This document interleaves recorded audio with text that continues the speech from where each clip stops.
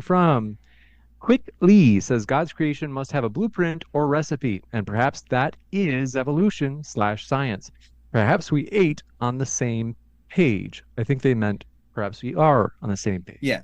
I completely agree with that, right? I am an atheist, but there's no way I could ever prove that God doesn't exist or that you didn't create the universe, whatever. It's just that's something that's completely outside of science. But who's to say that if there is a God, he didn't set in motion the laws that evolution follows?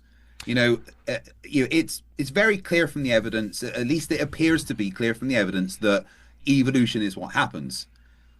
But I'm in no position to say that that wasn't then designed before the universe to be how it happened. I would Jim Bob, what do you I would think? just add that the ambiguity of God ends up being the problem here. Like you have to be really specific when you say like I believe in evolution and I believe in God, and you have to go like who? Like a Christian approach. I've debated Redeem Zoomer on this matter. That from a Christian perspective, if you just grant us that Christ is risen. That Christ took on humanity, human nature, but human nature is always evolving. There is no universal nature that Christ took on because the universal natures don't exist.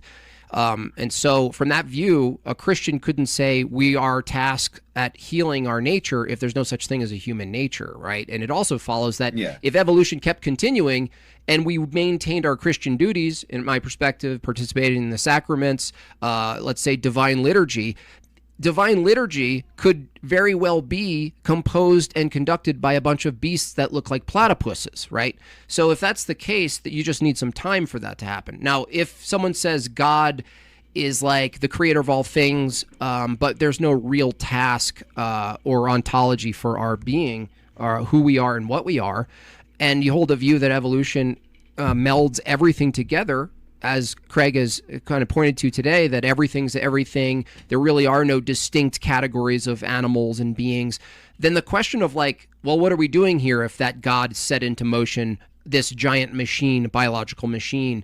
How could you have moral positions from this God if we're all just one thing? That would mean that like everything we do is not only accidentally produced, but it's actually determined by strict physical laws. That is to say, if someone, the terrible shootings that occur, those are just determined outcomes of biology through the evolutionary view. So, like, who is this God, by the way?